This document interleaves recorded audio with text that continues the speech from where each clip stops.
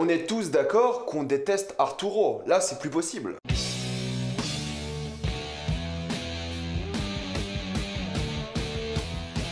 La Casa de Papel, saison 4. Comme d'habitude, jusqu'à la minute indiquée dans le titre de la vidéo, il n'y aura pas de spoilers, parce que vous êtes tranquille. Et si vous n'avez pas vu les saisons précédentes, ne vous inquiétez pas, vous pouvez quand même regarder cette critique. La Casa de Papel est l'histoire d'un braquage, et plus principalement de l'équipe qui va braquer un bâtiment officiel du gouvernement espagnol à Madrid. C'est là qu'on va suivre les différents membres de l'équipe sur leur braquage de plusieurs jours. La Casa de Papel saison 4 est la suite directe de la saison 3, contrairement à la saison 2 et 3 où il y avait une sorte de coupure pour des raisons évidentes.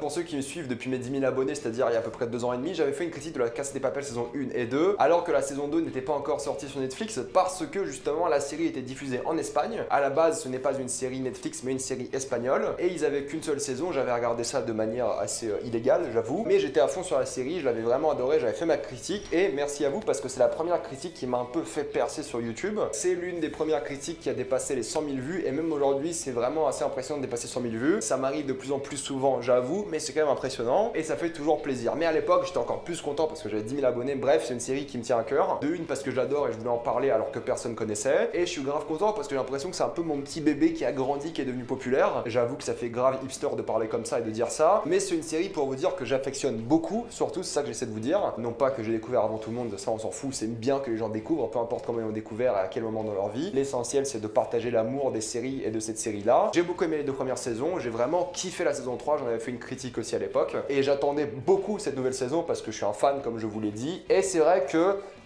je suis un peu perplexe parce qu'on se rend compte que là, le concept commence à s'essouffler. Il y a 2 épisodes que tu aurais pu enlever catégoriquement de cette saison et ça n'aurait rien changé. On va en parler plus en détail en spoiler, mais c'est vrai que c'est une saison que j'ai appréciée, j'avoue. Ça reste une machine à suspense, à intensité, à stress. À chaque fois, tu es agrippé à ton fauteuil. Tu ne sais pas quand ça va finir, tu ne sais pas si le plan du professeur va fonctionner et tu es toujours en stress. Mais le truc, c'est que cette fois-ci, tu vois qu'ils ont plus trop d'idées, tu vois qu'ils se perdent un peu, surtout au milieu de la saison, et ça commence à devenir légèrement répétitif. Il y a un moment, j'aime beaucoup, j'adore, je suis quand même plein d'adrénaline quand je la regarde. Dès la première scène de la saison 4, j'étais à fond, plein d'adrénaline, c'était vraiment kiffant. Mais c'est vrai que tu te rends compte au fur et à mesure des épisodes qu'ils développent plus vraiment les personnages, parce qu'ils ont plus grand chose à dire sur ces personnages. Ils créent des embrouilles qui ne servent à rien à l'histoire, ils rajoutent des thématiques, surtout sur la culture du viol et sur la transsexualité, qui ne servent à rien à l'histoire. Encore une fois, on va en parler en spoiler. Et surtout qu'il faut vraiment un gros punch émotionnel pour te réintéresser à la série. Et ça, c'est jamais bon signe. Quand tu regardes une série et tu commences progressivement à te désintéresser, et puis là, il y a un truc émouvant qui a lieu, c'est souvent là pour te réveiller un peu. Est-ce que ça a fonctionné? Oui, clairement, ils m'ont réveillé parce que je me suis dit que la série commençait à tourner en rond. Et c'est vrai, au milieu de la saison, elle tourne clairement en rond et elle parle de choses inutiles. Il y a des sous-intrigues qui ne servent absolument à rien. Mais au moins, c'est une saison beaucoup plus psychologique. On se concentre beaucoup plus sur l'état psychologique et moral des personnages. On n'est plus sur une idée de guerre civile où on essaie de diviser les personnages, on essaie de diviser les braqueurs. On a cette thématique de la révolution qui revient avec les otages. On a des trahisons, des retournements de situation. Bref, c'est vraiment une saison plus psychologique. Elle est beaucoup moins rock'n'roll, je trouve, mais c'est vrai que pour parler de la mise en scène et un peu du rythme, oui, c'est bien rythmé, tu t'ennuies quasiment jamais. Il y a de bons cliffhangers à chaque fois, tu as envie de voir la suite. Mais niveau mise en scène, la majorité des cas, c'est bien filmé, c'est vraiment bien fait, mais il y a des scènes d'action qui sont illisibles. Je parle toujours du milieu de la saison où il y a une grosse, ou allez, on va dire 2 grosses scènes d'action qui sont mal filmées, mal montées, il y a des cuts de partout, tu comprends pas vraiment la géographie. Bref, j'en parlerai plus en spoiler.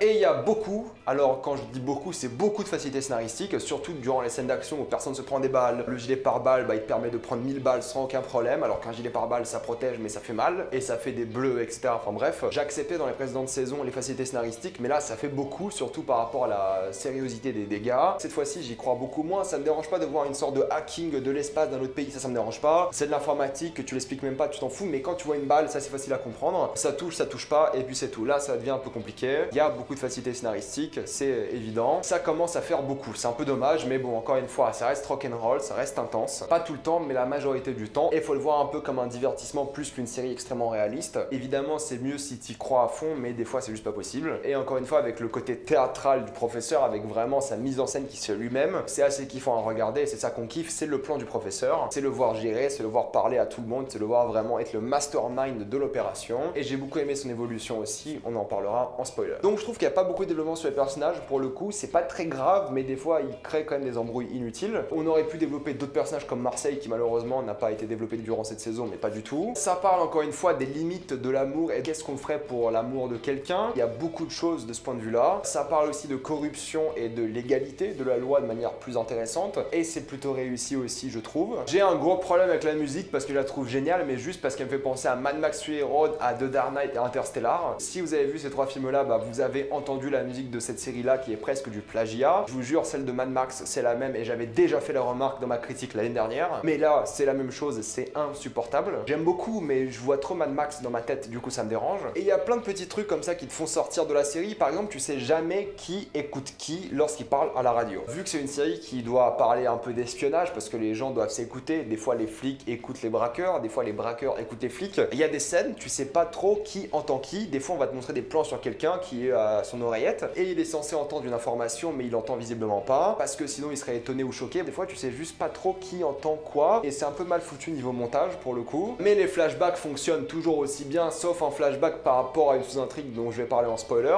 Mais revoir des personnages que tu as vus auparavant, les voir vraiment s'amuser, voir comment les flashbacks ont impacté leur vie de maintenant, voir vraiment d'où ils puisent des ressources émotionnelles. Donc oui, les flashbacks sont importants et toujours bien utilisés. Je trouve que ça fonctionne du tonnerre comme d'habitude. Il y a un peu d'humour des fois qui fait plutôt marrer, même si la majorité du temps c'est assez dramatique. D'ailleurs beaucoup plus dramatique parce que c'est plus psychologique que les précédentes saisons. Comme d'hab, les acteurs font bien le taf, les dialogues sont bien écrits, même si encore une fois il y a beaucoup de théâtralisation du professeur. Mise en scène dynamique qui bouge dans tous les sens, même un peu trop durant les scènes d'action où le montage est un peu charcuté. Mais il y a des plans GoPro, il y a des plans sur les personnages, sur des objets, c'est vraiment dynamique, ça s'arrête jamais. La caméra va se poser un peu n'importe où et c'est plutôt cool. Mais des fois malheureusement ça ne fonctionne pas du tout. Et c'est dommage parce qu'ils avaient l'opportunité de faire une sorte de chasse à l'homme avec une sorte de prédateur dans la banque et ça aurait été vraiment cool. Mais c'est plus des confrontations faites par du dialogue plutôt qu'un chasseur, un vrai prédateur qui suit des gens, qui les harcèle, qui les fait flipper, un truc un peu plus psychologique. Là c'est prise d'otage après prise d'otage et c'est pas du tout fascinant. Alors oui, c'est sûrement la manière la plus intéressante de faire ça et la plus logique d'un point de vue réaliste pour le coup, mais ça aurait été plus intéressant d'avoir un prédateur parce qu'on a vraiment cet assassin qui connaît parfaitement la Banque d'Espagne et ça aurait été intéressant d'en avoir un peu plus, de le voir vraiment connaître tous les endroits, de savoir où il va pour vraiment surprendre les gens dedans et les manipuler et les faire faire des trucs. Enfin bref, ils ont fait ce qu'ils ont fait cette saison-là, mais je trouve que ça aurait pu être beaucoup mieux et beaucoup plus stressant, à la limite d'un thriller avec une sorte de vrai prédateur qui fait flipper, qui se cache, qui sait où t'es et qui est vraiment surprenant. Parce que l'intrigue de cet assassin sera au milieu de la saison et ça sera sûrement le passage le moins intéressant de la saison. Et oui, il y aura forcément une saison 5 vu comment ça s'est fini et vu le succès de la série. Pour conclure, Casa de Papel saison 4, c'est la saison la moins intéressante, la moins bien foutue aussi. Alors oui, t'aimes revoir les personnages, oui, t'aimes un peu côté rock'n'roll, côté intense, côté stress, mais fatalement, c'est pas la saison qui va vraiment te faire adorer la Casa de Papel. C'est divertissant, c'est bien fait. Il y a quelques scènes émouvantes, ça fonctionne plutôt bien et les 3 derniers épisodes, tu les regardes à une vitesse astronomique. C'est des super épisodes que t'as vraiment hâte de finir à chaque fois et de voir la suite. Et oui, tu finis la saison en une journée, j'ai regardé ça de 9h à 17h vendredi. J'aurais limite pu sortir ma critique samedi, mais je vous ai quand même laissé le temps de finir. Enfin bref, rien à dire, c'est une saison qui a été moins réussie, mais quand même à la hauteur, je trouve. Satisfaisante, mais ça aurait pu être beaucoup mieux. Avant de passer en spoiler, pensez à vous abonner à la chaîne pour plus de vidéos. Mettez un j'aime et partagez cette vidéo, ça aide beaucoup la chaîne. Si vous aimez la chaîne, pensez à la soutenir grâce au lien Utip ou en regardant une publicité ou en faisant un don, ça me fait un peu d'argent. Suivez-moi sur Instagram pour des critiques exclusives, suivez-moi sur Twitter pour toutes les news et on spoil.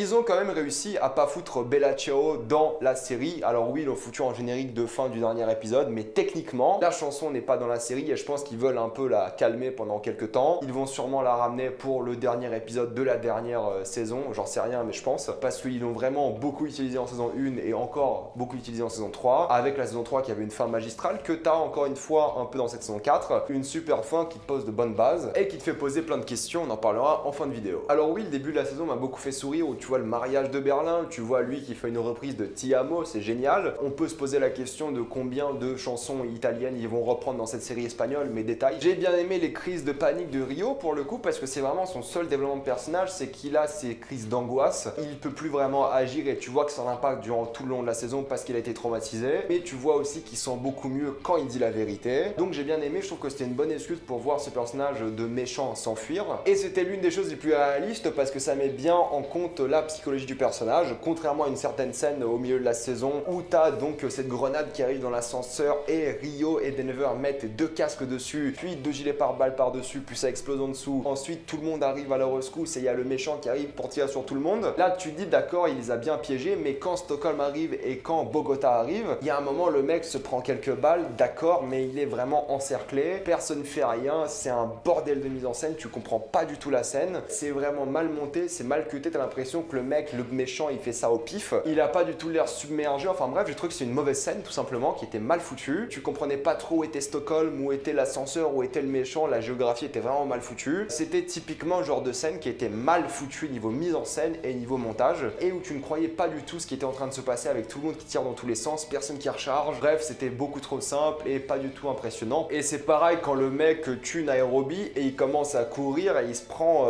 3 balles sur les 1000 balles que les personnes tiraient sur lui. Il y a des moments juste j'y croyais plus du tout et c'est un peu dommage, je trouve qu'ils ont un peu trop forcé sur le côté balle, le côté action et c'était juste mal fait et il y a un moment ça fait un peu trop pour tout le monde. Ce qui est assez décevant c'est par rapport à Marseille, tout le monde se disait mais vous inquiétez pas, Marseille sera plus important dans la saison 4, ne vous inquiétez pas, vous allez voir, oui il a été important mais il a zéro développement de personnage, la seule phrase qu'on a sur lui c'est qu'il parle plusieurs langues et puis c'est tout. On en sait vraiment beaucoup sur tous les membres de l'équipage sauf Marseille. Vous allez pas me dire oui t'inquiète pas la saison 5, on aimerait en savoir plus sur Marseille parce que sinon on s'en fout. Alors oui on l'aime bien parce qu'il est fidèle au plan, fidèle au professeur, d'accord, il est compétent, mais peut-être on aimerait en savoir un peu plus, développer un peu plus son personnage. Là c'est plus un figurant glorifié plus qu'autre chose et c'est un peu dommage. Par contre pour revenir à Arturo, il faut en parler de cette thématique du viol qui ne sert à rien. Le truc c'est que je veux bien qu'on développe des thématiques comme le viol ou vraiment la culture du viol qui est un peu revenu pareil quand Tokyo était face aux méchants. Tu vois que le mec il est un peu en mode pervers sexuel et tout, c'est un peu bizarre. Pour parler de lui rapidement, je trouve que ça aurait été un meilleur personnage s'il n'avait pas ce côté pervers. Pourquoi? Parce que s'il était juste compétent et il voulait faire ça pour s'en sortir, ça lui donnait plus de motivation et on le croyait beaucoup plus en tant que méchant. C'est juste un mec qui a vraiment des objectifs, il veut s'en sortir, il veut vivre, il a sûrement une famille, j'en sais rien. Mais là, le fait de le rendre un peu pervers sexuel, ça rend le mec détestable. Et c'est dommage parce qu'en tant que méchant, on aurait préféré un méchant moins manichéen et juste un mec qui veut s'en sortir autant que les braqueurs. Du coup, ils ont un peu gâché son personnage. Mais pour revenir à Arturo, la culture du viol dans cet épisode-là ne sert à rien pour lui. Parce que, à la limite, la seule conséquence que ça aurait pu avoir par rapport au fait qu'il soit accusé de viol, c'est le fait que lorsqu'il y a une révolution, tout le monde soit opposé à Arturo parce qu'il est impopulaire à cause vraiment de cette accusation. Sauf que lorsque cette révolution a lieu, c'est pas Arturo qui se fait empêcher par le gang d'otages, mais par une infiltrée qui était là. Donc le fait d'avoir Arturo qui viole cette femme ne sert à rien du tout à l'histoire, sauf dire aux spectateurs que Arturo c'est un fils de pute, mais ça on le savait déjà depuis le début, on sait que c'est un lâche, on sait que c'est un opportuniste, et on sait que c'est une merde avant toute chose. Mais bon, l'idée n'est pas là, l'idée c'est qu'il voulait vraiment aborder cette thématique du viol, et je trouve qu'elle sert à rien à l'histoire. Pareil pour l'histoire de la transsexualité, en quoi est-ce que ça sert le braquage? En rien du tout. À la limite, s'il y avait une sorte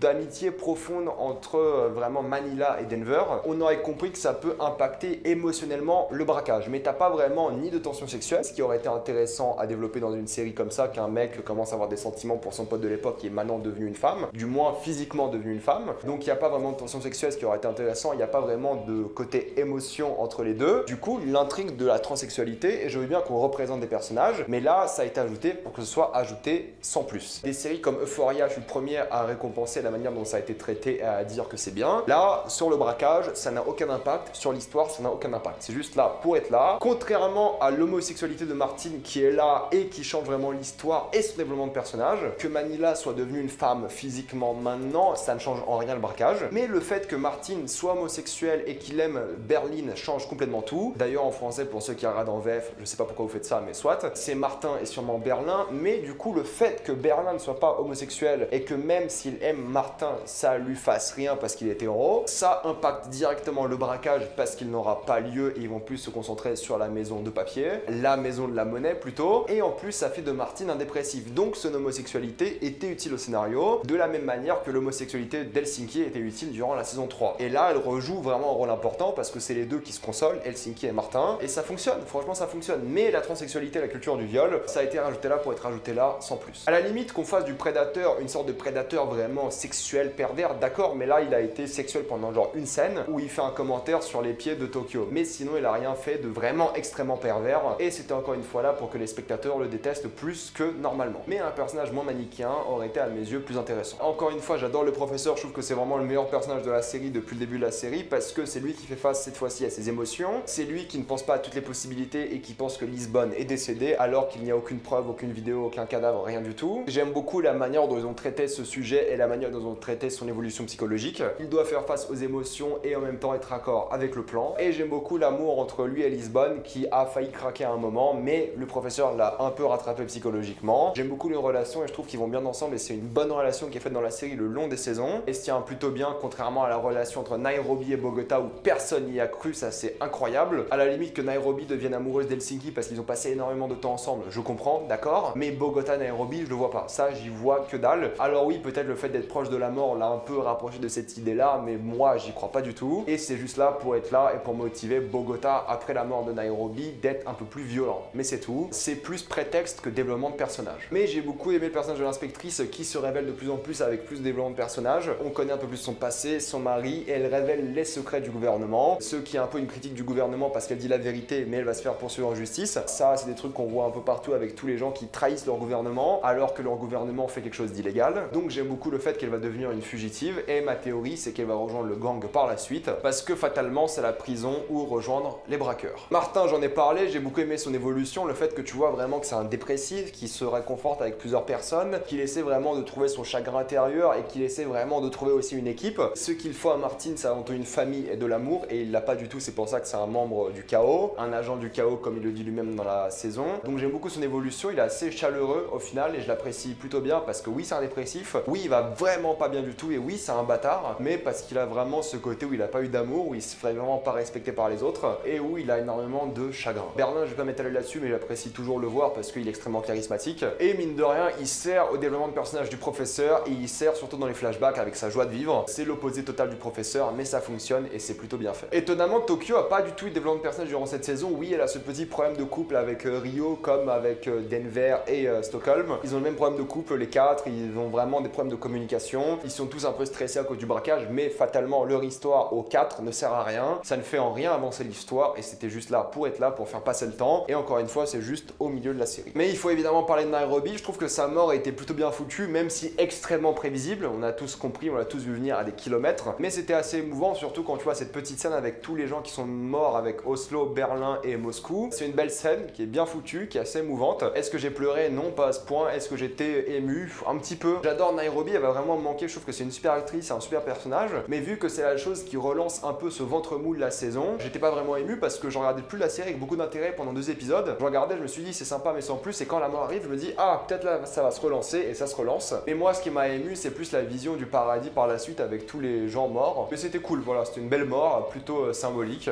et les funérailles pour le coup étaient assez touchantes. Et pour finir sur la fin, vous l'avez compris, je suis un peu perplexe par rapport à cette saison. Dubitatif de la qualité, j'ai un peu du mal, peut-être avec le temps je vais plus l'apprécier ou moins l'apprécier, on verra. Mais la fin, je pense clairement que l'inspectrice va rejoindre le professeur et il faut vraiment que cette série se termine avec maximum 2 saisons supplémentaires. Maximum. Là, ça commence à s'essouffler, ça commence à perdre un peu de son rythme. Et c'est vrai que j'ai pas envie que Casa de Papel soit une série où je me dis ah putain la fin était vraiment moins bien et ils auraient dû arrêter ça beaucoup plus tôt. Pour l'instant ça passe encore, mais on verra par la suite. Mettez-moi dans les commentaires si vous êtes d'accord ou pas avec moi et si vous avez adoré ou détesté cette saison. Comme d'habitude, pensez à vous abonner pour plus de vidéos. Mettez un j'aime et partagez cette vidéo, ça aide beaucoup la chaîne. Si vous aimez la chaîne, pensez à la soutenir gratuitement grâce au lien Utip ou en faisant un don en regardant une publicité, ça me fait un peu d'argent. Suivez-moi sur Instagram pour des critiques exclusives, suivez-moi sur Twitter pour toutes les news et salut à tous.